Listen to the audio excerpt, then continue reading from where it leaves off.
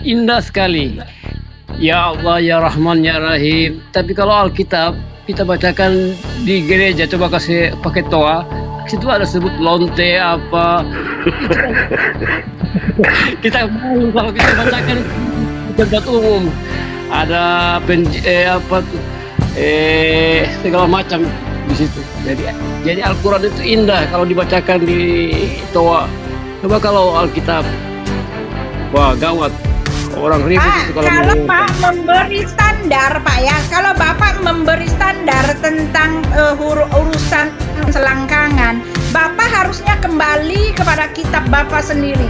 Bapak itu beriman melakukan semua ritual yang diminta oleh Nabi Muhammad untuk mengejar selangkangan itu di sorga. Bapak akan dinikahkan kepada 72 bidadari yang dimana nanti Anda diberikan kenikmatan. Alhamdulillah, indah sekali dia punya bahasa Al-Quran. Biar kita bacakan di artinya Bapak tidak mengerti Alkitab itu kalau dibacakan di toa, wah itu orang ribut. Jadi kamu sesat kalau kamu orang kawin dan mengawinkan ya. Jadi ini hanyalah tuduhan yang tidak berdasar karena Anda tidak bisa pungkiri bagaimana keadaan Anda dan itulah sebabnya Anda beribadah mengejar itu semua ya. Pak, enggak, salah Bu, salah. Yesus yang mengajarkan agar menyembah kepada Bapa dengan cara bersujud. Kalau salto-salto terbang-terbang di rumah gereja itu tidak pernah Yesus ajarkan itu.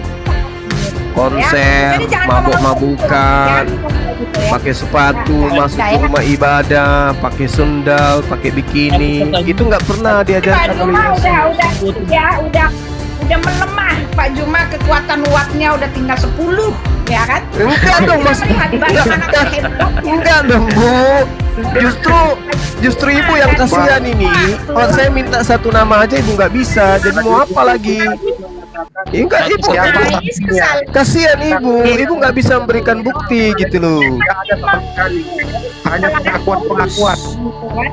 Satu pertanyaan untuk Ibu, satu pertanyaan untuk Ibu Uti, satu pertanyaan untuk Ibu Uti. Kalau Ibu Uti punya bapak, Ibu Uti punya bapak, kalau difotokan pakai celana dalam, pakai cawat, celana dalam terus difoto terus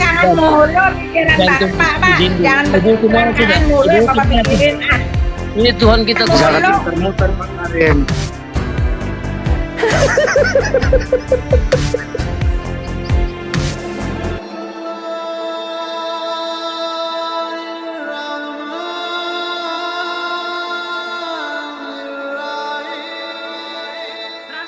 Rasul Yohanes mengatakan di dalam 1 Yohanes 1, kami tidak hanya mengimani tetapi kami ya mempunyai dasar landasan iman yang kokoh. Karena apa? Karena kami mempunyai bukti-bukti dari apa yang mereka katakan. Rasul Yohanes mengatakan apa yang telah kami lihat, apa yang telah kami raba, yang kami saksikan dengan mata kami sendiri, itulah yang kami tulis. Coba bandingkan di tempat Anda. Kamu sendiri tadi mengatakan tidak perlu saksi. Saksinya adalah akal sehat, saksinya adalah rumput yang bergoyang, saksinya adalah angin yang menderu, ya. Sekali lagi itu kembali lagi kepada halusinasimu semata. Lalu kamu mau balikkan lagi ya. Celakalah orang yang menulis satu kitab lalu dengan tangannya sendiri lalu mengatakan ini wahyu Tuhan. Ya, rasul kami tidak ada yang mengatakan seperti itu. Walaupun memang itu betul ilham dari Roh Kudus, tetapi semua yang mereka tulis itu berdasarkan pembuktiannya bersama dengan Tuhannya ya, dan Tuhannya mereka alami, mereka saksikan, mereka raba, bahkan mereka berinteraksi. Yang mengatakan bahwa dia menulis satu kitab lalu itu adalah wahyu Tuhan hanyalah di tempat Anda. Jadi jangan muter-muter, hanyalah di tempat Anda, dan tempat Anda mengatakan yang seperti itu adalah celaka. Ya silahkan saja gitu loh ya. Apalagi itu tadi tuh. Ya udah, saya catat deh. Oh iya. Bu Uti, Anda boleh bangga menyebutkan 1 miliar saksi di dalam kitab saudara. Contoh. Di dalam Al-Quran tidak perlu saksi manusia. Cukup Allah, malaikat Jibril, dan baginda Rasulullah Muhammad SAW. Tiga oknum di sana. Tapi di kitab Anda anggaplah 3 miliar lah, 3 miliar lebih sedikit yang menjadi saksi ketika Tuhan berfirman di dalam kitab saudara, langit tiang langit bergoyang-goyang. Banyak saksi tuh. Ada 3.000 miliar yang melihat itu. Oke, kita catat. Anggaplah 3 miliar yang menjadi saksi biar Ibu Uti senang. Al-Quran tidak ada saksi ketika mengatakan Allah mengokohkan langit tanpa tiang. Kitab Anda mengatakan langit punya tiang, bergoyang-goyang lagi tiangnya. Nah, saksinya 3 miliar orang. Kira-kira nih Bu, sekarang ini yang kita buktikan yang benar yang mana? Kitab yang banyak saksinya atau kitab yang tidak ada saksinya? Kira-kira yang benar yang mana? Langit itu punya tiang atau tidak punya tiang? Lebih benar Al-Quran Bu, meski tidak ada saksi. Anda mengatakan banyak saksi, banyak saksi, banyak saksi, tapi disuruh minta satu saksi sebutkan namanya nggak bisa. Banyak saksi itu kalau hoax juga buat apa Bu?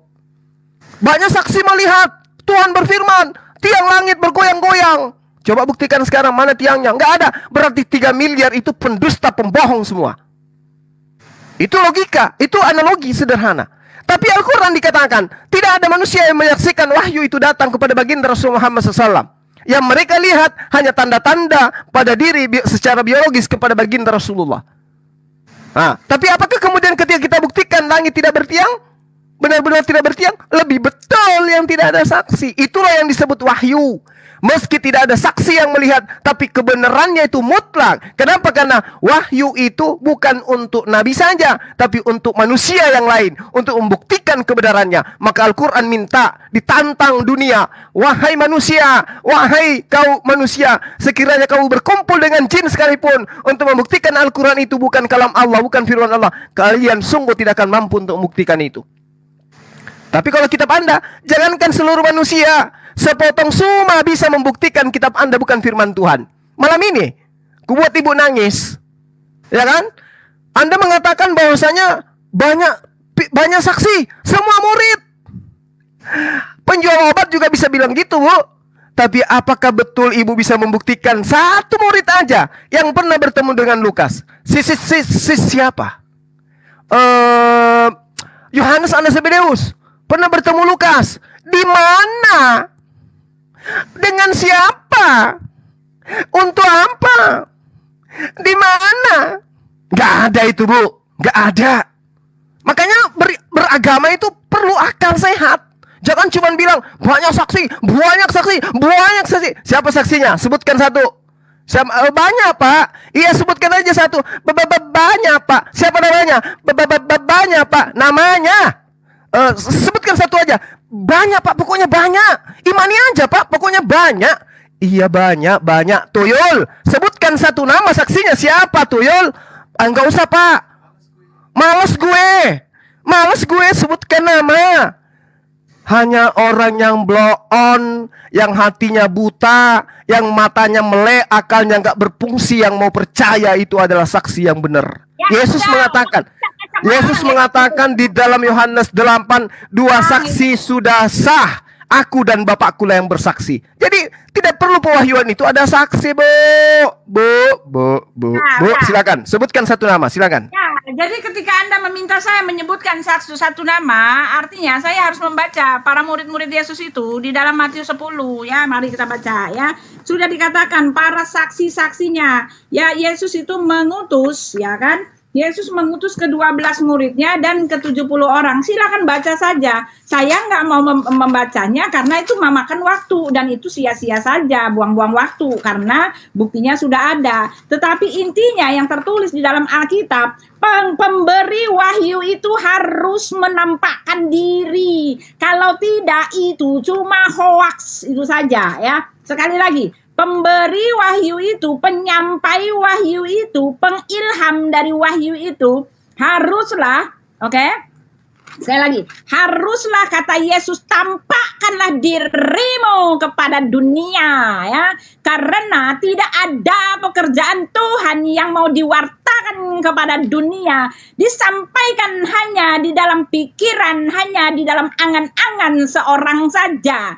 Lalu Anda mengatakan bukti dari apa yang dia terima sebagai wahyu itu tampak pada tanda-tandanya Nabi. Tanda apa yang dimiliki oleh Nabi? Ayo jawab. Tanda apa yang dimiliki oleh Nabi sehingga kamu bisa mengatakan bahwa dia itu betul-betul menerima wahyu. Sedangkan tanda-tanda ilahi, tanda-tanda yang diterima oleh para rasul yang diutus oleh Yesus itu tandanya jelas, oke? Ingat, apa? Tandanya jelas, mereka memiliki mujizat ilahi dan diberikan mujizat itu di hari Pentakosta itu di depan semua mata orang yang ada di situ, oke? Sebagai tanda sah bahwa memang betul apa yang mereka ajarkan, sebagai tanda sah bahwa mereka memang betul utusan dari Yesus Kristus. Mereka menerima kuasa ilahi itu sehingga mereka bisa mencelekkan mata orang buta, membangkitkan orang mati, mengusir setan. Sedangkan tanda di tempat Anda hanya berupa apa? Tanda-tanda di daging itu, kutil. Ya, kamu nggak bisa tolak ini. Ada ayatnya di Sahih Muslim itu, aku baca. Bagaimana mungkin tanda ilahi, tanda bahwa dia menerima wahyu adalah tanda seperti itu? Ya, nabi-nabi di dalam perjanjian lama dan rasul-rasul itu semua mereka memiliki tanda-tanda. Dan tanda yang paling jelas yang merupakan cap jempol dari ilahi adalah mereka diberikan kuasa sebagai petunjuk, sebagai bukti bahwa mereka betul berasal daripada Tuhan. Jadi apa yang mereka wartakan itu pengesahannya sah bahwa memang apa yang mereka katakan sebagai wahyu itu adalah benar. Karena ada tandanya. Dan Anda mengatakan tandanya ada pada diri Nabi. Oh, tidak ada tandanya pada diri Nabi. Nabi di dalam Al-Quran mengatakan bahwa dia sendiri sedang menunggu-nunggu tanda itu. Dia sedang menunggu-nunggu mujizat itu. Tetapi di dalam Asbabun Nuzul banyak sekali dia ceritakan bahwa dia punya mujizat. Itu kenapa harus dipaksakan seperti itu? Ya karena memang tanda ini merupakan krusialitas. Harus dimiliki seorang yang mengaku sebagai rasul, mengaku sebagai wahyu, penerima wahyu, gitu ya. Aku sampai kayak gini. Nah, lalu apa lagi kamu mengatakan ya? Ya banyak saksi-saksi ya. Nah, sekarang Anda mengatakan siapa yang pernah bertemu dengan Lukas? Baca deh. Ya, baca aja itu di dalam Kisah Para Rasul. Lukas itu anak didiknya Rasul Paulus ya. Mereka sesekali bertemu di dalam sidang-sidang ya. Mereka itu kumpul, para murid Yesus itu berkumpul dan Lukas itu ada di situ. Jadi ya, Lukas itu menerima pengajaran itu dari Paulus dan dari para rasul-rasul ya. Bahkan Petrus mengatakan Paulus itu mengajarkan sesuai dengan hikmat yang diberikan oleh Tuhannya Petrus. Ya, hikmat bersama-sama dengan murid-murid yang lain gitu ya. Jadi artinya adalah semua yang tertulis di dalam kitab kami itu ada buktinya, ada faktanya, ada dalilnya, sehingga itu bisa dianggap, dikatakan sebagai kebenaran. Saya bacakan sekali lagi, karena kebenaran itu ya haruslah seperti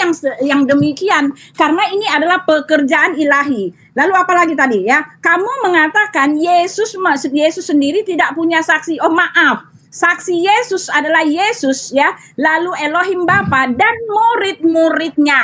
Oke, sekali lagi ya, kalau tadi kamu mengatakan saksi di tempatmu adalah ya Jibril, Allah dan Muhammad. Dari Muhammad untuk Muhammad. Oke, itu saja. Silakan. Iya, Buti. Jadi itu ya. Jadi kalau di dalam kitab Anda banggakan mujizat, jangan Anda lupakan pesan Yesus. Ya, waspada supaya jangan ada orang yang menyesatkan kamu. Kamu ini Bani Israel, bukan Kristen. Yesus berkata kepada mereka ini siapa? Bani Israel, bukan Kristen. Apa pesan Yesus kepada Bani Israel murid-muridnya? Waspadalah supaya jangan ada orang yang menyesatkan kamu. Sebab banyak orang akan datang dengan memakai namaku. Nah sekarang Ibu Uti pakai nama Yesus mengajar ke saya, itu benar nggak? Yes. Anda menjual-jual nama Yesus ke saya. Ya. Dan berkata Yesus itu Mesias. Yesus itu Mesias. Dan banyak orang akan disesatkan. Ini Yesus menyampaikan pesan ini kepada Bani Israel. Waspada, akan banyak orang datang memakai namaku dan mengatakan akulah Mesias. Lalu kemudian di dalam Matius 24 juga dikatakan oleh Yesus, sebab Mesias palsu dan nabi-nabi palsu, pengajar-pengajar palsu akan muncul. Dan mereka akan mengadakan tanda-tanda dan mujizat-mujizat. Telan ini, Bu. Jadi kalau Anda bangga, ya, orang-orang yang menulis kitab Anda melakukan mujizat-mujizat, hati-hati, Bu, hati-hati. Yesus telah mengatakan tanda-tanda pengajar-pengajar palsu itu bisa melakukan mujizat-mujizat. Supaya apa mujizat itu? Untuk menyesatkan banyak orang. Makanya Paulus ketika sampai ke Antioquia, dia dianggap dewa di sana, Bu. Dianggap dewa Hermes dia bersama dengan Barnabas. Kenapa? Karena dia mampu bermujizat. Dia mampu bermujizat. Itulah yang dikatakan oleh Yesus, hati-hati. Makanya di dalam Matius 7, Bu, orang yang mampu bermujizat diusir oleh Yesus. Bukankah kami bernubuat? Bukankah kami bermujizat demi namamu, wahai Yesus? Apa kata Yesus? Enyahlah daripadaku, engkau semua pembuat kejahatan. Bangga. Kristen mampu mujizat. Tidak malu, ternyata yang bermujizat oleh nama Yesus itu diusir. Otak. Pakai otak. Kemudian Anda mengatakan penyampai wahyu itu harus tampak. Sekarang coba tampakkan penyampai wahyu dari Yesus ke Lukas. Anda dari tadi tidak bisa menunjukkan menampakkan siapa penyampai wahyu itu. Yesus tidak pernah bertemu Lukas. Minimal perantara antara Yesus dan Lukas itu sebutkan namanya, Bu. Ternyata Ibu tidak bisa menampakkan itu. Kenapa? Karena memang tulisan Lukas itu bukan firman Tuhan. Gitu loh, Bu, cara belajarnya. Yohanes 5 nomor 37, Yesus mengatakan begini, Bapa yang mengutus aku, kamu tidak bisa mendengarkan suaranya, kamu tidak bisa melihat wajahnya. Jadi Ibu lagi-lagi menjadi penyesat, membohongi saya. Katanya yang menyampai wahyu itu harus nampak, katanya. Ya, wujud Bapa yang datang kepada Yesus itu penampakannya kayak apa, Bu? Jadi jangan membohongi di sini. Ibu sudah sesat, membohongi lagi. Kan malu. Ya. Sekali lagi saya katakan, sebutkan satu nama yang menerima firman dari Yesus, kemudian orang ini menyampaikan ke Lukas. Sebutkan satu nama aja. Minimal inisiatifnya. Inisialnya siapa, Bu? Nama itu. Ya, apakah Roberto atau apa siapa? Dengkule atau siapa? Sebutkan namanya. Udah, jangan kelonjotan ya. Udah, si Juma udah mulai merendah ya. Tadi lihat gayanya sampai kayak apa. Sekarang dia udah merendah, dia mulai berkelak. Oh, saya nggak tega karena Ibu nggak mampu menyebutkan satu nama pun. Ya sudah dikasih tahu. Kasihan Ibu. Sebutkan satu nama dong. Satu nama saja. Kalau Ibu bisa. Ayo. Silakan. Iya, sudah dibilang ya, orang yang begini dia butuh nutrisi sepertinya ya. Sudah saya bilang. Satu nama yang menjadi saksi penyampaian firman dari Yesus ke Lukas. Satu nama aja, Bu. Ibu sudah menjadi Kristen 60 tahun. Tapi Ibu nggak bisa menunjukkan satu nama itu. Rasul Petrus yang sudah saya bilang. Oke, coba tunjukkan di mana Rasul Petrus bertemu Lukas. Ya, coba. Waktu saya. Ya, nipu aja terus, Ibu T. Silakan. Nanti saya bacakan ya, waktu saya. Silakan. Nah, sekarang kamu mengatakan ya itu tadi perantara kepada Lukas itu Rasul Petrus juga dan Rasul Paulus ya.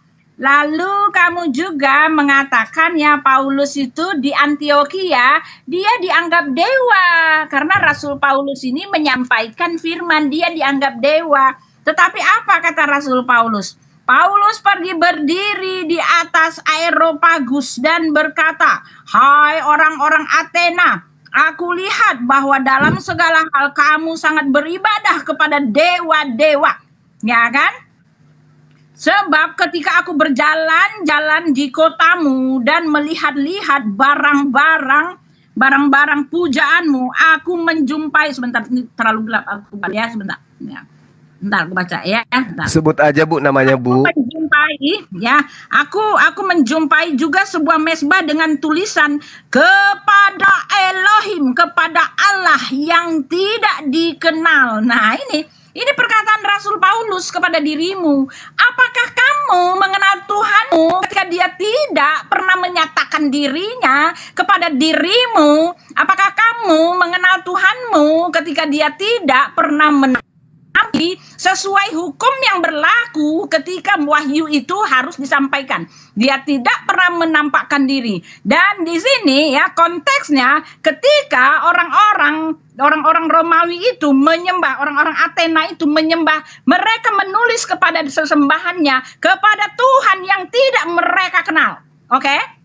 Rasul-rasul mengenal Tuhannya. Kami mengenal Tuhan kami karena apa yang telah dilakukan oleh Yesus, karena dia ada di muka bumi ini, dia menampakkan diri. Dan para rasul menulis-nulis semua berita dan bukti mengenai keberadaan Tuhan kami. Tuhan kami itu nampak.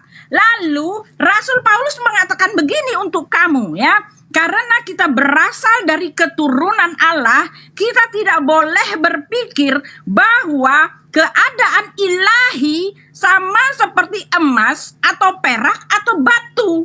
Jadi tidak ada itu di dalam batu ada fungsi ilahinya. Tidak ada batu, tidak ada emas, tidak ada apapun yang dalam bentuk zat itu ada faktor, ada unsur keilahian. Ini perkataan dari Rasul Paulus. Rasul Paulus justru mengatakan ini untuk dirimu bro. Ya, jadi jangan bawa-bawa Rasul Paulus. Ya, lalu apa lagi tadi ya?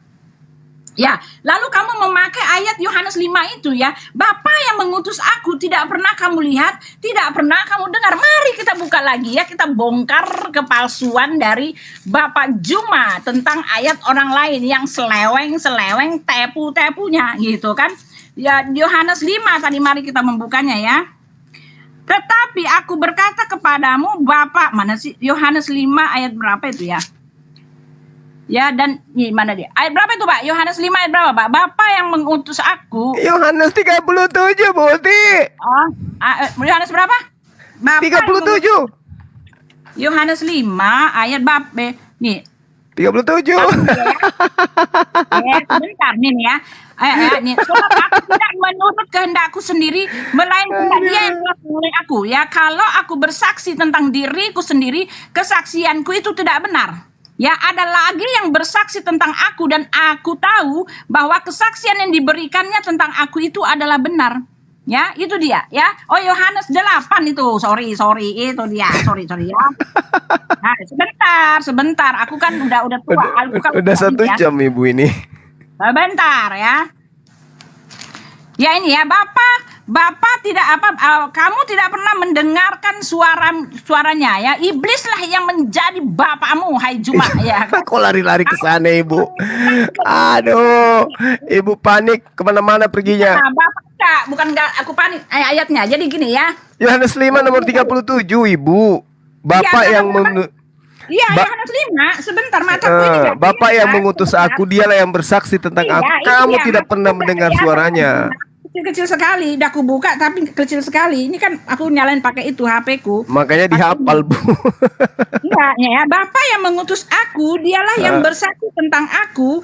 Kamu tidak pernah mendengar suaranya, rupanya pun tidak pernah kamu lihat, dan firman-Nya tidak menetap di dalam dirimu, sebab kamu tidak percaya kepada Dia yang diutusnya. Ini perkataan Yesus kepada orang-orang Yahudi yang artinya tidak kenal Tuhan, tidak kenal Bapa. Mereka tidak percaya. Sebetulnya mereka tidak percaya. Oleh sebab itu mereka tidak pernah mendengar suaranya. Mereka tidak pernah berdoa kepadanya. Mereka tidak mengetahui Tuhannya. Inilah maksudnya ya. Bahkan dia mengatakan kepada Pak Juma ya, Kamu menyelidiki kitab-kitab suci sebab kamu menyangka bahwa olehnya kamu mempunyai hidup yang kekal. Tetapi walaupun kitab-kitab suci itu memberikan kesaksian tentang aku, namun kamu tidak mau datang kepadaku untuk memperoleh hidup yang kekal. Nah, inilah dia. Ini justru untuk kamu, Pak Juma. Kamu tidak kenal Elohim. Kamu tidak tahu dia. Kamu tidak percaya kepada dia. Oleh sebab itu kamu tidak pernah mendengar bisikan-bisikan rohani dari dia. Oleh sebab itu kamu tidak pernah melihat dia, ya, hatimu tertutup untuk dia. Ya, lalu dikatakan bahwa kamu itu menyelidiki Alkitab, kamu bongkar abis, kamu comot-comot ayatnya, kamu rangkai-rangkaikan. Tetapi Yesus dengan jelas mengatakan untuk memperoleh hidup yang kekal. Alkitab itu telah menulis tentang dia, tapi kamu tidak mau datang kepada Yesus. Karena apa? Yesus jelas mengatakan, iblislah yang menjadi bapakmu, hai Juma. Ya, sehingga kamu, apa dikatakan? Sehingga kamu ingin menuruti apa yang dia mau, ya. Iblis yang menjadi bapamu sehingga kamu tidak kenal dia. Adapun Yesus telah mengatakan, ya, barang siapa telah melihat aku, dia telah melihat Bapa. Oke? Jadi Tuhan kami itu nampak, ya, wahyunya itu sah, sesuai bahkan dilengkapi dengan bukti-bukti mujizat. Nabi Muhammad tidak punya mujizat. Ketika kamu mengatakan bahwa Yesus sendiri menolak orang-orang yang mempunyai mujizat, maaf, sekali lagi Yesus mengatakan itu ayat Matius 7 itu adalah para nabi-nabi palsu, dan ayat itu Yesus mengatakan dari buahnya lah kamu mengenal mereka. Buah apa yang dipetik, ya? Buah apa yang diajarkan di tempatmu itu dari buahnya. Ya, ketika orang bermujizat tetapi buahnya tidak menunjukkan buah ilahi, itu bukan berasal dari Tuhan, bukan mujizat yang berasal daripada Tuhan. Itu maksudnya, oke? Ya udah, kamu udah kelojotan. Aku udah jawab semua, sekarang kamu jawab saya. Sekarang buktikan sama saya secara konkret, ya, secara konkret. Di mana bukti bahwa itu adalah wahyu Tuhan. Ketika dikatakan, ini pertanyaan, ya, sorry agak lama. Ini pertanyaan, aku bertanya. Ketika ditulis di situ nih, ya, ditulis di situ. Nih, ya, sorry. Apalagi Bu Uti. Ya, dengan nama Allah yang Maha Pengasih, Maha Penyayang. Alif Lam Mim. Kitab Al-Quran ini tidak ada keraguan padanya, petunjuk bagi mereka yang bertakwa, yakni mereka yang beriman kepada yang gaib, melaksanakan sholat, menginfakkannya sebagai rezeki yang kami berikan kepada mereka, dan yang mereka beriman kepada Al-Quran yang diturunkan, ya kan? Dikatakan begitu, ya. Ya, mereka lah yang mendapat petunjuk dari Tuhannya, dan mereka itulah orang-orang yang beruntung. Pertanyaan saya, ini perkataan Nabi atau perkataan Allah?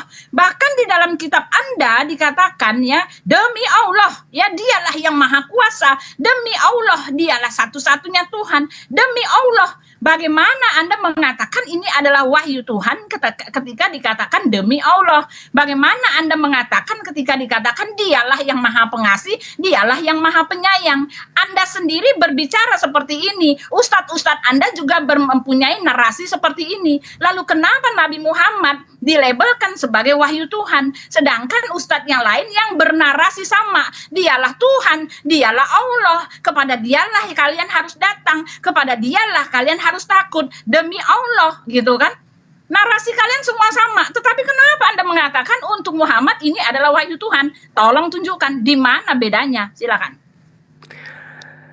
Ada satu nama, Sudah satu kelojotan. masa dulu, Sudah pernah kelojotan. bawa dan beri bahagia, hingga saat ini Bu Uti kok nyanyi tidak sih? mampu Kok menyebut nyanyi, bro? satu nama. Pengantar Bu, pengantar biar nggak ngantuk. Jadi ibu Ya, ini kan? Jadi kamu kemana-mana sekarang sudah perginya. emas. Ibu larinya Tadi kan- kemana-mana. Kita hanya ingin membuktikan Al-Quran tanpa saksi, oke. Tapi kebenaran Al-Quran itu bisa dilihat dan dibuktikan hari ini. Kitab Anda banyak saksi, tapi saya katakan sekali lagi, Anda tidak mampu menunjukkan satu nama pun yang menjadi penyampai firman dari Yesus ke Lukas. Anda mengatakan kebenaran, kebenaran, kebenaran. Ya, Tuhan Yesus, Tuhan Yesus, Tuhan Yesus. Apa pula ini? Ibu menjajakan sebuah produk, Anda menjual produk itu kemana-mana, tapi ketika Anda ditanyai tentang isi produk Ibu tidak bisa pertanggungjawabkan. Ibarat Ibu ini menjual sebuah kotak. Kotak ini berisi ini, berisi ini, berisi ini adalah ini. Giliran ditanya, ini terbuat dari mana Bu produknya? Ibu salto ke sana kemari. Makanya saya nyanyikan sebuah lagu. Ada satu nama, satu masa dulu, pernah bawa dan beri bahagia. Tapi Ibu tidak mampu menunjukkan nama itu. Sementara Yesus di dalam kitab Ibu sendiri Yohanes 8, Yesus hanya butuh 2 saksi untuk menjabarkan sebuah kebenaran. Bukankah di dalam kitab Tauratmu dikatakan 2 saksi sudah sah, dan Bapalah yang bersaksi tentang aku, dan aku yang bersaksi tentang diriku. Yesus cuma saksi. Aku tidak seorang diri, kata Yesus, tetapi aku bersama dengan Bapa. Berarti berdua. 2 saksi sudah cukup. Nah, sekarang ketika kemudian Ibu menuntut tentang apa yang ada dalam Al-Quran, mujizat yang dimiliki oleh Rasul Muhammad SAW bukan mujizat yang membuat dia diusir oleh Yesus. Layaknya mujizat yang Anda lakukan. Bukankah kami telah bernubuat, bermujizat, mengusir setan demi nama Yesus? Rasul Muhammad SAW tidak pernah mengatakan itu, tidak pernah melakukan itu. Berarti yang melakukan itu siapa? Tokoh-tokoh di dalam agama Anda. Masa Anda nggak mikir? Gimana sih Ibu Uti? Kalau kita berbicara mengenai Al-Quran, Zalikal kitabu la raiba fihi hudan lil muttaqin alladzina yu'minuna bil ghaibi wa yuqimuna as-shalah wa mimma razaqnahum yunfikun walladzina yu'minuna bima unzila ilaika wa ma unzila min qablik wa bil akhirati hum yuqinun ulaika ala hudam min rabbihim wa ulaika humul muflihun. Itulah orang-orang yang beriman, itu orang-orang yang beruntung. Jadi Al-Quran itu menerangkan seperti itu, Bu Uti. Jadi bukan kemudian penyampaian sebuah wahyu itu harus ada saksi. Lihat di dalam kitab Kejadian 12 nomor 3, Bu. Jika di tengahmu ada seorang nabi, maka aku Tuhan akan menyatakan diri kepadanya melalui penglihatan sang nabi, dan berbicara melalui mimpi sang nabi. Jadi kalau Tuhan menyatakan diri kepada seorang nabi, masa ia ada saksi? Kan cuma penglihatan nabi tok, kan mimpi nabi tok. Emang ada orang bisa melihat orang lain dengan matanya sendiri? Yang melihat tentang Tuhan menyatakan diri kepadanya hanya nabi itu. Kalau ada sosok yang hari ini mengatakan aku nabi, silakan Anda imani, kalau ajarannya itu betul-betul sesuai dengan apa yang ada di dalam iman Anda. Nah, inilah kami Al-Quran. Tidak perlu kami itu, oh ada Tuhan datang kepada baginda Rasulullah SAW. Tidak perlu kayak begitu. Mari kita imani Rasulullah karena ada Tuhan datang pada. Tidak begitu, Bu. Orang beriman itu tidak kayak begitu. Tapi kemudian muatan Al-Quran itu yang Ibu uji sekarang. Kalau Ibu mengatakan Al-Quran itu bukan firman Allah, uji. Berarti Al-Quran ini akan luntur. Buktinya Al-Quran sampai hari ini sudah 1400 tahun tidak pernah luntur sedikit pun. Sementara kitab Ibu, Yesus datang nih, segala firman yang kau berikan kepada aku telah aku sampaikan kepada mereka. Mana firman itu? Sehari setelah Yesus terangkat ke langit, firmannya sudah hilang. Mana firman Yesus yang disampaikan kepada murid-muridnya? Mana? Dari tadi saya tanya, dari awal kita berjumpa, Ibu tidak bisa menunjukkan itu. Oh, itu yang dituliskan Lukas. Kalau benar, siapa yang kemudian menyatakan bahwa itu adalah firman yang diterima oleh Yesus kepada Lukas? Siapa? Ya, sudah, Mana pembuktiannya? Sebutkan satu nama. Ada satu nama, tapi tak bisa disebutkan. Hanya bilang banyak saksi, tapi tidak ada nama. Ya udah, silakan Bu. Ya, jadi Pak Juma hanya bisa menuntut itu saja. Di yang lain-lain kamu tidak bisa membela dirimu dengan yang lain-lain. Bahkan kamu bertahan bahwa wahyu itu tidak perlu saksi. Sudah saya katakan ya, secara keilahian Yesus bicara dalam kapasitasnya sebagai manusia. Dia sudah mengatakan bahwa ya, otoritas atau hukum Tuhan dalam penyampaian wahyu yang memberikan wahyunya itu tampak supaya apa? Supaya kalian semua percaya bahwa apa yang disaksikan itu betul-betul wahyu Tuhan, bahwa apa yang disampaikan itu betul-betul benar. Ini adalah syarat ilahi, ini adalah hukum ilahi. Bahkan Tuhan kami itu tidak pernah bekerja setidak profesional. Dia bekerja secara profesional karena dia adalah Tuhan yang agung, tinggi, kudus, mulia, dan sangat-sangat luar biasa keagungannya. Sehingga dia bekerja profesional. Ketika dia mengutus rasulnya, tentu saja dia memperlengkapi rasul-rasulnya itu dengan tanda-tanda, tanda ilahi yang berasal daripada dirinya disematkan kepada rasulnya sebagai tanda bahwa betul ya, supaya orang percaya bahwa betul dia berasal daripada Tuhan, daripada dirinya. Dan ini adalah pekerjaan ilahi yang tinggi, agung, kudus. Di dunia manusia saja yang rendah derajatnya daripada ilahi bekerja secara profesional juga. Tidak ada pernyataan yang diakui kebenarannya tanpa ada saksi. Lalu Anda menyamakan bahwa saksi antara Yesus itu adalah Yesus dengan Elohim. Tetapi Yesus mengatakan kepada murid-muridnya, kamulah saksi-saksiku ya. Jadi yang bersaksi tentang Yesus yang adalah firman itu adalah murid-muridnya. Dan kesaksian murid-muridnya itu ia benar dan amin karena apa yang mereka lihat, karena apa yang mereka rasa, karena apa yang mereka raba, itulah yang mereka sampaikan. Lalu Anda hanya bisa bermain-main menuntut saya untuk memberikan siapa perantara antara Lukas ya yang menuliskan firman dari Yesus Kristus ya.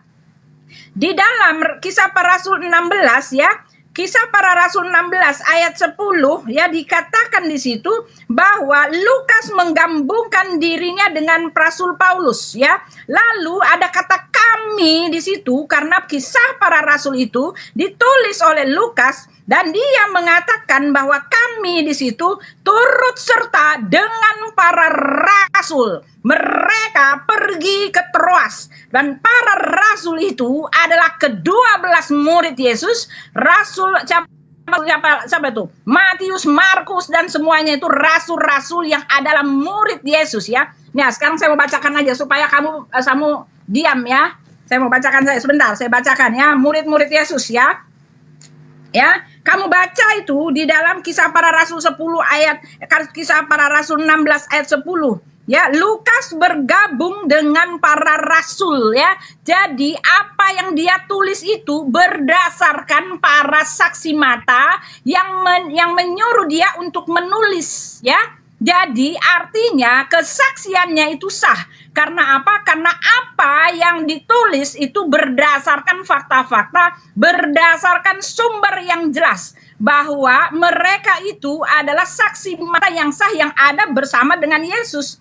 Ya, Rasul Lukas itu ya, dia turut dengan Rasul Paulus dari Troas. Dan setelah itu dengan Rasul Paulus, lalu dia tinggal di Filipi di dalam Kisah Para Rasul 20 ayat 6. Lalu di dalam 2 Timotius 4 ayat 11 jelas dikatakan ya, Rasul Lukas itu bukan asal nulis, dia bertemu dengan para rasul. Oke? Nah, apalagi ya kamu menulis tadi ya? Ya, itu saja yang kamu bisa bermain-main di situ ya. Jadi, sekali lagi ya. Ya, kebenaran. Nah, Anda mengatakan gitu ya. Kebenaran bisa dibuktikan hari ini. Nah, ya kan? Sekarang aku mau nanya, di mana letak kebenarannya, bro? Ya, ketika tidak ada tanda bahwa dia berasal daripada Tuhan. Ketika tidak ada orang yang melihat peristiwa pengutusannya. Oke, di mana letak kebenarannya, bro? Ya kan? Oke. Nah, ya, lalu Anda mengatakan, sudah, ini satu lagi ya. yang bisa dilihat akhirnya Anda hanya sekarang tinggal beralih kepada kalau itu bukti dari bahwa dia terima wahyu adalah dari muatannya.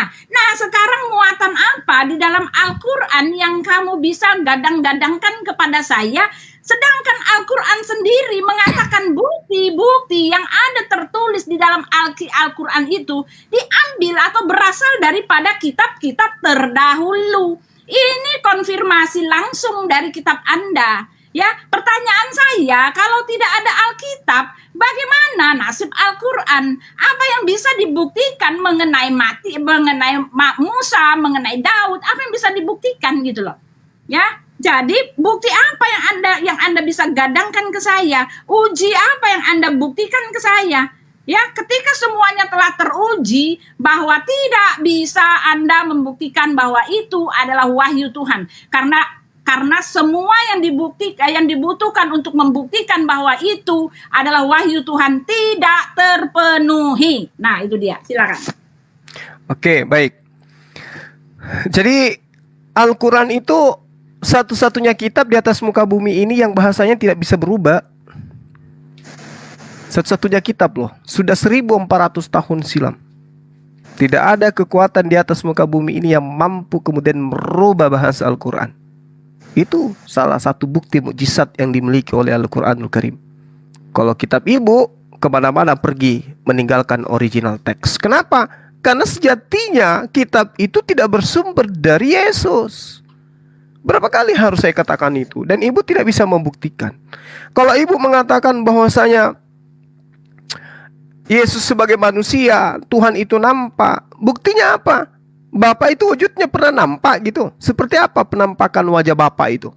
Yang Yesus sebut Bapakku yang di surga, Bapakku yang di surga, Bapakku yang di surga Bapakku, di surga Bapakku, Bapakku di surga. Seperti apa wujudnya Bapa yang di surga itu yang berfirman kepada Yesus? Ada nampak wujudnya rupanya? Tidak. Oh, penampakannya yaitu Yesus itu sendiri. Oke, makanya itu kutanya, adakah Yesus berkata kepada Lukas? Tidak. Dikatakan Lukas bergabung dengan para rasul, nenek kiper. Di mana Yesus mengatakan itu? Itu pernyataan siapa? Itu pernyataan Lukas sendiri. Bahkan kalau ibu belajar di dalam 2 Timotius 4, di situ Paulus mengaku, hanya Lukas yang tinggal dengan aku. Hanya Lukas seorang diri yang tinggal bersama Paulus. Mana para rasul? Mana? Nggak ada. Karena para rasul tidak setuju dengan Paulus. Para rasul telah dibunuh oleh Paulus. Rasul yang murid Yesus yang dimaksud itu sudah dianiaya, sudah dibunuh oleh Paulus. Jadi rasul-rasul yang Anda maksud itu rasul siapa? Siapa orangnya? Tinggalnya di mana? Rumahnya di mana? Berapa nomor sepatunya? Tidak ada itu murid Yesus di situ bergabung dengan Paulus, nggak ada. Dengan Barnabas aja mereka ribut. Itu juga cerita Lukas, bukan cerita Yesus. Kemudian di dalam 2 Timotius 4, di situ Paulus mengaku hanya Lukas yang tinggal dengan aku. Lalu dia memerintahkan kepada Lukas, Lukas, sini, jemput Markus, bawa dia kemari. Sebab dia menjadi pelayan penting bagiku. Itu kata siapa? Kata Paulus. Berarti Markus, Lukas itu adalah pengikut Paulus. Ibu jangan ngarang bebas di hadapan saya, nggak bisa. Karena saya belajar. Nah, terkait dengan Al-Quran Bu Uti, Al-Quran itu dikatakan, misalnya nih, Anda minta saksi seperti kitab Anda, Al-Quran alergi dengan itu. Tetapi Al-Quran mengurai apa yang ada di dalamnya, seperti apa yang saya jabarkan ke ibu tadi. Walaqad arsalna rusulan min qablika min mangqasasna alaika wa minhum man lam naqsus alaika. Sungguh telah kami utus beberapa utusan sebelum kamu, di antara mereka ada yang kami ceritakan, ada pula yang tidak kami ceritakan kepadamu. Itu yang diterangkan oleh Al-Quran. Jadi ibu tidak perlu mengatakan Al-Quran itu tidak ada saksi. Tapi kan Al-Quran itu bersanad, Bu. Al-Quran sanadnya itu sempurna, lengkap dia. Makanya tadi saya mencoba menguraikan ke ibu, umat Islam di Indonesia menerima Al-Quranul Karim Itu dari Kiai Muhammad Maftu bin Mastul Birri. Dia menerima dari mana? Dari Kiai Ahmad Munawir Al-Jogjawi. Kiai Ahmad Munawir Al-Jogjawi menerima ilmu dari mana? Kiai Mukri Abdul Qadir bin Muhammad Munawir dan seterusnya. Sampai kepada sahabat Rasulullah Muhammad sallallahu alaihi wasallam. Ubay bin Ka'af, Abdullah bin Mas'ud, Ali bin Abi Talib, Said bin Sabit, Utsman bin Affan. Dari sana mereka belajar. Lalu mereka ini menerima dari mana? Baginda Rasulullah Muhammad SAW. Dari mana baginda Rasulullah menerima? Malaikat Jibril, Roh Kudus. Dari mana Roh Kudus ini terima? Dari Allah Subhanahu wa taala. Bersama dia. Yesus menyampaikan firman. Dari mana? Malaikat. Apa pembuktiannya? Malaikat datang kepadanya memberi kekuatan, keringatnya seperti titik darah. Itu firman yang diterima oleh Yesus. Lalu Yesus sampaikan kepada siapa? Ke murid-muridnya. Mana muridnya? Habis dia niaya oleh Paulus. Jadi yang dikarang, yang ditulis oleh kitabnya orang Kristen, entah siapa. Mari kita buktikan. Yesus menyampaikan firman kepada siapa? Sementara Yesus dalam Matius 10 berpesan kepada ke-12 muridnya, jangan engkau ke bangsa lain. Udah ya. Gitu. Jadi yang ke bangsa lain ini bukan murid Yesus. Begitu Bu Uti. Sebutkan satu nama aja Bu Uti. Sebutkan satu nama. Sudah dikasih tahu. Kalau Anda punya kebenaran, Anda pasti bisa menunjukkan satu nama. Tapi Ibu tidak sanggup, tidak berdaya menunjukkan satu nama. Silakan. Ya, jadi ketika sudah ditunjukkan ya murid-murid dia ya Rasul Lukas bertemu dengan para rasul, jelas ditulis di para rasulnya siapa, Bu?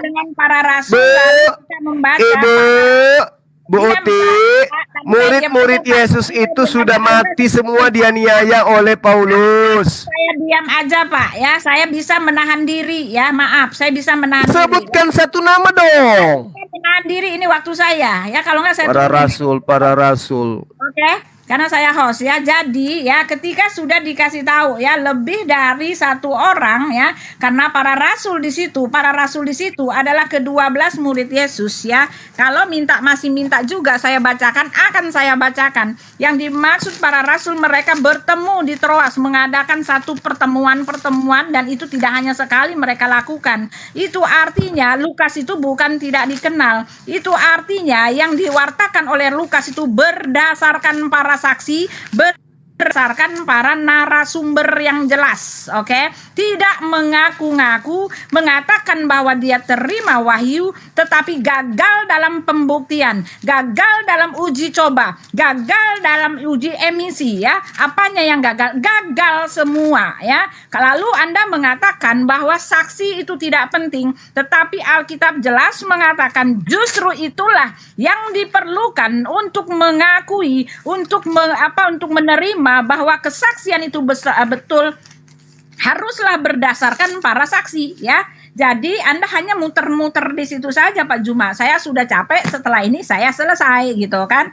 Nah, lalu Anda mengatakan ya bahwa ya Al-Quran itu alergi gitu kan, alergi dengan saksi-saksi. Nah itu dia, bagaimana mungkin Al-Quran alergi dengan saksi-saksi? Ya karena memang nggak ada saksinya. Bagaimana kalau diminta untuk membuktikan, ya nggak mampu membuktikan, ya alergi lah ya kan.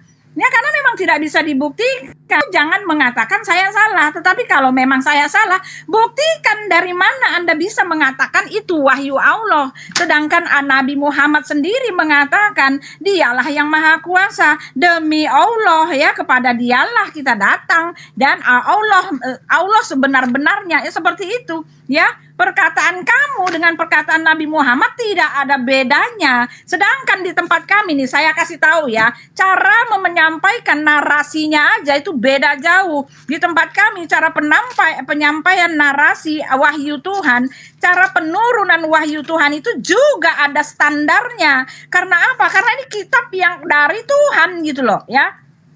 Nih saya kasih tahu nih ya. Nih saya unjukkan ya, saya kasih minta waktu sedikit ya. Ini narasinya ya. Tetapi sekarang beginilah firman Tuhan. Nah ini perkataan dari Nabi Yesaya, yang menciptakan engkau hai Yakub, ya kan, yang membentuk engkau hai Israel. Janganlah takut, ditulis dalam tanda kutip. Pernyataan Tuhan itu ya, kata-kata ayat-ayat Elohim itu turun langsung. Ya, dia mengatakan begini, janganlah takut sebab aku telah menebus engkau. Aku telah memanggil engkau dengan namamu. Engkau ini kepunyaanku. Kamulah saksi-saksiku. Demikianlah firman Tuhan. Nah, ini perkataan dari Yesaya. Ya, kamulah saksi-saksiku itu adalah perkataan dari Elohim langsung. Ditulis dalam tanda kutip. Ya, perkataan itu turun langsung, ya. Ya, kamulah saksi-saksiku dan hambaku yang telah aku pilih, supaya kamu tahu dan percaya kepadaku. Ya, jadi standar penurunan ayat itu turun langsung tanpa ada intervensi menjadi orang ketiga, lalu dikatakan tidak seperti yang tertulis di kitab Anda, bahwa Allah mengatakan bahwa dialah yang tinggi. Allah mengatakan bahwa demi Allah, gitu kan. Allah mengatakan bahwa dialah jalannya, gitu kan, seperti itu. Dialah. Dan itu perkataan itu Nabi ustadz-ustadzmu juga mengatakan seperti itu, ya. Semua orang-orang muslim mengatakan seperti itu. Pertanyaan saya, Anda tidak jawab. Apa bedanya antara narasi Anda dengan narasi Nabi Muhammad? Ketika Nabi Muhammad mengatakan atau memberikan narasi yang sama, kenapa Anda melabelkan itu dari wahyu? Lalu ketika Anda mengatakan betul itu dari wahyu, kami mengimaninya. Lalu saya nanya, bagaimana cara Anda mengimaninya? Kalau itu adalah dari wahyu, Anda dari awal sampai akhir tidak bisa membuktikannya. Bahkan Anda menampik satu hukum Tuhan yang paling genting adalah ketika wahyu itu turun harus ada yang menampakkan diri pemberi wahyu itu. Ya, tidak akan pernah disampaikan secara sembunyi-sembunyi, apalagi hanya dalam pikiran nabimu. Lalu Anda mengatakan bahwa itu disanad sampai ke bawah. Bukan masalah sanadnya, tetapi isi dari wahyunya itu, ayat-ayatnya itu, betulkah itu dari Allah gitu. Itu yang tidak bisa Anda buktikan kepada saya, Pak ya. Jadi Anda muter-muter, Anda hanya bermain-main dengan Lukas. Anda mengatakan bahwa Yesus itu menerima firman, lalu firman itu disampaikan kepada rasul-rasulnya, dan rasul-rasulnya telah dibunuh oleh Paulus. Oh maaf ya, Paulus tercatat tadi di dalam Kisah Para Rasul masih bertemu dengan rasul-rasulnya. Tidak ada rasul, ke-12 rasul dari murid Yesus yang dibunuh oleh Paulus. Itu artinya Anda hanya membohong, Anda tepu-tepu dan memfitnah. Rasul Paulus memang dia membunuh, tetapi sebelum dia diutus oleh Yesus, dan hasil dari pengutusan itu dia bertobat, bahkan dia rela mati demi Kristus. Ya, ini berbanding terbalik dengan nabi Anda. Ketika nabi Anda belum diutus oleh Tuhan Anda, dia hidup seperti Rasul Paulus setelah dia menerima utusan. Tetapi ini berganding terbalik ya. Rasul Paulus dia dulu jahat, sekarang dia bertobat, dan Rasul Anda ketika dia mengaku diutus oleh Tuhan, dia menjalankan apa yang dilakukan oleh Rasul Paulus sebelum dia bertobat. Dia menganiaya jemaat atas nama Tuhannya, mengejar ridho Tuhannya. Ya, dia mengangkat pedang. Itu dia. Oleh sebab itu Yesus mengatakan, dari buahnya lah kamu mengenal mereka. Buahnya Rasul Paulus adalah pertobatan, pengenalan, dan kasih. Bahkan dia rela mati buat Kristus. Dari buah apa? Buah apa yang dihasilkan oleh nabi Anda gitu loh. Jadi nggak ada yang bisa Anda tunjukkan bukti bahwa dia menerima wahyu, baik dalam sikap, baik dalam buah, baik dalam tanda, baik dalam bukti. Tidak ada semua. Oke? Itu dia kesimpulannya ya. Kalau dan soal sanad, itu bukan sanadnya yang saya maksud. Ayat-ayatnya itu bukan soal sanadnya. Oke? Gantian, Bu Uti. Selesai. Gantian, Bu Uti. Ya, oke. Jadi gini, Bu Uti. Ya, di dalam pengajaran yang Ibu imani, dikatakan di dalam Kisah Para Rasul ya, Paulus itu mengaku bahwa di dalam Kisah Para Rasul yang dituliskan oleh muridnya, Sang Lukas yang tidak pernah bertemu Yesus, di situ mengatakan ketika orang-orang itu menghujat Paulus dan tidak menerima Paulus, maka Paulus mengatakan, aku tidak bersalah. Mulai sekarang aku akan pergi kepada bangsa-bangsa lain. karena dia ditolak oleh orang Yahudi. Maka dia kemudian ke bangsa lain. Maka jangan heran ketika ibu itu mengajarkan satu ajaran yang tidak diajarkan oleh Yesus, karena yang Anda ajarkan itu ajaran Paulus. Di dalam Galatia 2 nomor 7, tetapi sebaliknya, setelah mereka melihat bahwa kepadaku telah dipercayakan memberitakan Injil untuk orang-orang tak bersunat, maka kemudian dia mengatakan dirinya kepada orang-orang non-Yahudi. Makanya Anda Kristennya Anda itu bukan diajarkan oleh Yesus, tapi oleh Paulus, karena Paulus memang diutus menurut pengakuannya untuk non-Yahudi. Paulus sendiri yang mengatakan itu. Nah, ketika kemudian ibu mengatakan Paulus itu bersama dengan Rasul, kemudian Lukas bersama dengan Rasul, Galatia 1 nomor 2, Yesus Paulus sendiri mengaku, tetapi rupaku tidak dikenal oleh jemaat-jemaat Kristus di Yudea. Kenapa? Karena murid-murid Yesus itu oleh Yesus dipesan kepada ke-12 muridnya, jangan ke bangsa lain. Tapi Paulus ke bangsa lain. Ibu mengimani Paulus ini, tidak mengimani ke-12 murid. Karena ke-12 murid itu mereka pasti setia terhadap perintah gurunya, tidak akan ke bangsa lain. Nah, itu yang perlu ibu pahami. Kemudian ketika Anda mengatakan nabi palsu menyamar, Bu, Rasulullah Muhammad SAW itu ketika Anda bandingkan dengan Paulus, yang tadinya Paulus membunuh, kemudian menjadi baik. Ingat, Yesus meminta agar waspada kepada serigala yang menyamar seperti domba. Kalau penjahat mau menyamar, maka dia harus memperlihatkan berpura-pura menjadi baik. Itu, dia harus berpura-pura baik. Yang tadinya jahat berpura-pura baik. Berarti jahat lalu baik. Kalau Rasulullah Anda nilai, berarti Rasulullah bebas daripada serigala berbulu domba. Kenapa? Karena Rasulullah tadinya baik, kemudian dia berdiri selayaknya Musa melakukan peperangan. Berarti dia tidak nyamar. Dia justru memperlihatkan kejantanannya, kehebatannya, keperkasaannya kepada bangsa-bangsa lain. Dia tidak pernah nyamar. Ngaku-ngaku murid, ngaku-ngaku orang baik, ngaku-ngaku orang saleh. Rasulullah tidak begitu. Rasulullah apa yang diperintahkan dalam Al-Quran itu yang dijalankan. Tapi kalau yang nyamar seperti domba, maksudnya nyamar seperti Bani Israel. Makanya di dalam 1 Yohanes 2 nomor 18, nomor 19 dikatakan bahwa penyesat itu berasal dari tengah kita. Berarti dari Yahudi itu sendiri. Nah, ini yang perlu ibu pahami dengan baik. Jadi serigala itu pasti berpura-pura menjadi baik. Padahal di dalam kitab yang ibu pegang hari ini, di situ sama sekali tidak ada pernyataan dari Paulus, dari Yesus, bahwa dia mengajarkan kepada Lukas, tidak ada. Makanya saya minta satu nama, ibu tidak mampu kemudian menunjukkan nama itu, tapi ibu bangga. Bible dituliskan banyak saksi. Siapa saksinya? Sebutkan satu orang yang melihat Yesus bertemu dengan Lukas. Siapa? Nggak ada saksinya. Ibu mengatakan banyak rasul. Rasul yang mana? Sementara di dalam kitab Anda 1 Timotius itu sangat jelas diterangkan bahwasanya Yesus hanya bertemu dengan siapa? Lukas hanya bertemu dengan Paulus dan Markus. Coba Anda baca di 1 Timotius 4 itu.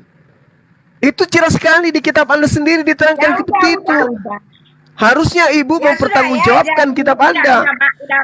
2 Timotius 4 ibu, 2 Timotius 4 nomor 11 ibu baca di sana dengan baik. Dikatakan bahwasanya hanya Lukas yang tinggal dengan aku.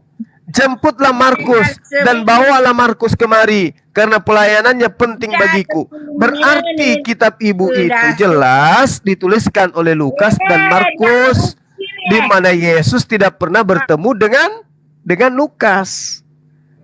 Oke, saya minta dari tadi satu nama, ibu nggak mampu untuk menunjukkan itu.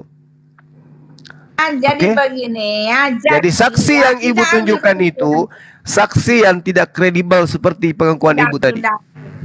Oke. Sudah ya. Semua hoax. Ya, Pak Juma aja ya. Malam ibu. Akhirnya Pak Juma. Waalaikumsalam. Ya sebentar. Akhirnya Pak Juma sebentar. Saya turunin lagi nih kalau pada berisik ya. Ya akhirnya Pak Juma bisa sekali lagi. Hanya itulah pembelaannya. Sebentar Pak. Sabar. Ya. Pak Juma hanya bisa akhirnya mengalihkan kepada Paulus lagi ya, tanpa bisa memberikan apa yang saya minta ya. Akhirnya bolehlah saya berkesimpulan bahwa memang tidak bisa Pak Juma membuktikan, karena Pak Juma dengan jelas mengatakan kitab kami alergi dengan saksi-saksi. Masalahnya saksi ini adalah hukum ilahi, ketika wahyu itu harus diturunkan. Nah itu dia ya, Yesus yang mengatakan ketika Anda telah menyangkali bahwa alergi dengan saksi, ya silahkan mau terima yang berdasarkan bukti-bukti, yang berdasarkan fakta, narasumber, yang berdasarkan yang menulis adalah pelaku sejarahnya, yang mengarang suatu cerita, yang menulisnya dengan tangannya, katakan bahwa itu adalah wahyu Tuhan. Lalu Allah mengatakan celakalah, terserah, ini adalah pilihan Anda. Dan untuk meneruskan bicara tentang tentang Paulus, ini ada sesi terserah. Saya tidak mau meneruskan kepada Paulus, itu sesi sendiri. Itu artinya Ibu Uti sudah capek, Bu Uti. Jadi sudah santai gigit saja. besi. Maaf ya. Jadi apa yang dituduhkan Pak Juma tadi awalnya teriak-teriak, cekakak, akhirnya melemah dan mengais-ngais tentang Paulus. Oke? Itu saja ya, silakan Pak Juma. Terima kasih, maaf salah kata, tetapi kebenaran harus diungkapkan.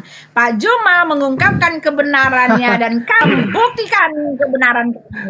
Itu saja. Ya. Terima Mari kasih. kita, Ibu Uti, mari kita buktikan kehebatan Al-Quran. Al-Quran itu kalau kita bacakan di publik, di televisi, di masjid, disampaikan di masjid dengan terjemahannya indah sekali. Ya Allah, ya Rahman, ya Rahim. Tapi kalau Alkitab kita bacakan di gereja, coba kasih pakai toa, situ ada sebut lonte apa. Itu kan, kita malu kalau kita bacakan di tempat umum. Ada segala macam tuh di situ. Jadi Al-Quran itu indah kalau dibacakan di toa. Coba kalau Alkitab, wah gawat. Orang ribut itu kalau Pak memberi standar, Pak ya. Kalau Bapak memberi standar tentang urusan selangkangan, Bapak harusnya kembali kepada kitab Bapak sendiri. Bapak itu beriman melakukan semua ritual yang diminta oleh Nabi Muhammad untuk mengejar selangkangan itu di sorga. Bapak akan dinikahkan kepada 72 bidadari yang dimana nanti Anda diberikan kenikmatan. Alhamdulillah, indah sekali dia punya bahasa Al-Quran. Biar kita bacakan di artinya Bapak tidak mengerti Alkitab itu kalau dibacakan di toa, wah itu orang ribut. Jadi kamu sesat kalau kamu orang kawin dan mengawinkan ya. Jadi ini hanyalah tuduhan yang tidak berdasar, karena Anda tidak bisa pungkiri bagaimana keluarga Anda, dan itulah sebabnya Anda beribadah mengejar itu semua ya. Pak, enggak, salah Bu, salah. Yesus yang mengajarkan agar menyembah kepada Bapa dengan cara bersujud. Ya, kalau salto-salto terbang-terbang di rumah gereja itu enggak pernah Yesus ajarkan itu. Konser, mabuk-mabukan, pakai sepatu, masuk ke rumah ibadah, pakai sendal, pakai bikini, itu enggak pernah diajarkan oleh Yesus. Udah melemah Pak Juma, kekuatan wattnya udah tinggal 10 ya kan? Enggak dong Mas, enggak dong Bu. Justru Ibu yang kasihan ini. Kalau saya minta satu nama aja Ibu nggak bisa, jadi mau apa lagi? Enggak, Ibu kasihan Ibu nggak bisa memberikan bukti gitu loh. Hanya pengakuan. Satu pertanyaan untuk Ibu, Ya, satu mana pertanyaan yang untuk Ibu Uti. Ibu Uti, satu pertanyaan untuk Ibu Uti. Kalau Ibu Uti punya bapak, Ibu Uti punya bapak, kalau difotokan pakai celana dalam, pakai cawat, celana dalam, terus difoto terus Selangkangan mulu pikiran digantung Bapak, di Pak. dinding. Jangan Ibu begitu Uti mau tidak? selangkangan mulu Ibu yang Uti Bapak mau tidak? pikirin. Ini Tuhan kita Kamu kembali. dulu. Muter-muter Pak Karim. Tadi awalnya Bu Uti Ya. kita sebagai saksi. Iya, Saksi yang Pak menurunkan Karim jangan yang dua Al-Quran itu siapa saksinya? Tunjukkan satu saksi. Tidak ada kan? Apa tuh? Ada pengakuan sendiri. Ini apaan sih selangkangan Apa? Saksi mulu? apa? Saksi Al-Quran itu diturunkan itu siapa? Wah, Capek. Maksudnya saksi gimana? Maksudnya saksi gimana? Saksi yang Muhammad menerima wahyu Al-Quran itu siapa? Loh, nah, Ada begini nggak? loh. Nggak ada, Begini kan? loh. Begini. Ada atau tidak? Jawab. Maksudnya gini. Ada atau tidak? Sabar. Maksudnya gini. Maksudnya gini. Sabar. Ada apa tidak? Ada dong. Ada Ada dong kan? saksi. ada. Ada saksinya. Ada. Semua Ada sahabatnya banyak. menjadi saksi, Bung. Semua sahabatnya menjadi saksi, Bung. Pewahyuan Al-Quran itu. Makanya dengar. Makanya Al-Quran itu dihafalkan. Dihafalkan oleh sahabatnya. Kenapa? Karena mereka menjadi saksi kebenaran Al-Quran itu sendiri. Nah, sekarang Anda mengatakan kitab Anda punya saksi. Siapa saksi? Melihat Yesus menerima firman. Tunjukkan kepada saya. Yesus mengatakan segala firman yang engkau berikan kepada aku. Berarti Yesus menerima firman. Siapa yang melihat Yesus menerima firman? Siapa?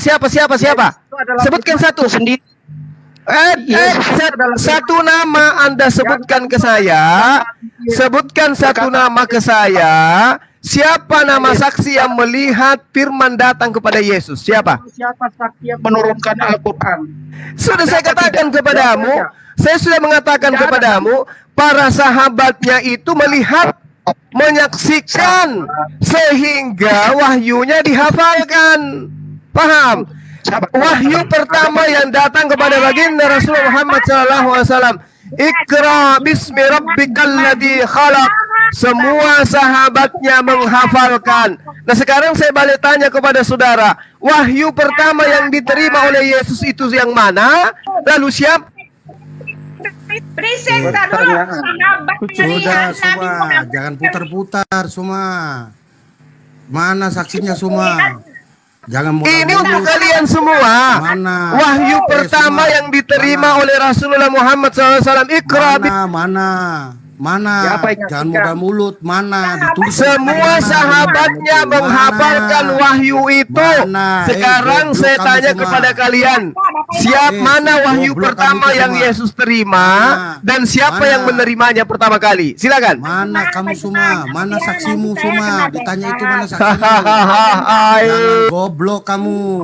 Mana saksimu? Maaf. Mana? Maaf. Sebentar, jangan Mana berantem. saksimu semua? Nggak usah deh, nggak usah Bu Uti. Jangan main mute Bu Uti. Ini markas kalian. Apa nggak malu kalian itu? Saya minta. Ada apa tidak? Sebentar, Tidak ada, saya kan? turunin semua ya, karena turunin ada semua. Pak, Ini ada ada banyak, banyak saksinya. kanan saya punya ini ya, nanti saya langsung di banned. Jangan mau saya teriak-teriak, nanti saya di banned. Ini ya sudah ya, kalau mau bicara tapi ya sudah lah ya. Maaf saya turunin ya, maaf saya turunin, semua saya turunin. Kristen bukan Islam, jadi berantem di sini saya nggak mau. Itu Oke, argue oke. berantem fight, nggak tahu. Maafin dulu sebentar, saya mohon maaf. Ya karena jangan berantem di sini, jangan. Dari kalian nggak bisa ngapa, kalian nggak bisa bantu saya, ya. Oke, Bapak Ibu ya, cuma saya mau bilang sama Pak Juma ya, Anda mengatakan bahwa Nabi Muhammad menerima wahyu disaksikan oleh murid-muridnya. Murid-muridnya hanya melihat dia keringetan. Saya baca semua itu di Sahih Muslim. Hanya melihat kelojotan, hanya melihat dia kering aja, tanda-tanda fisiknya, tetapi tentang Eloh yang Allahnya, tentang Jibrilnya tak ada penampakan sama yang diminta. Mana Jibrilnya, mana ya, bukan tanda-tanda ketika jika dia keringetan. Itu saja saya, Pak Juma, dari tadi tidak bisa menjirnya, hanya mengalihkan nah itu dia. Dan untuk Rasul Pak ada topik sendiri ya, tetapi yang jelas Pak Juma kendor ya. Terima kasih Pak Juma, terima kasih semua. Saya ngantuk sekali, susah tidur karena asam lambung saya lagi naik ya. Terima kasih Bapak Ibu, Tuhan Yesus memberkati. Maaf kata ya Pak Juma, maaf kata kalau kesalahan, tidak maksud saya untuk menghujat, tetapi kita masing-masing menjalankan perintah kita, perintah tanpa menyakiti ya. Dan landas dari iman kami adalah mengasihi dengan kasih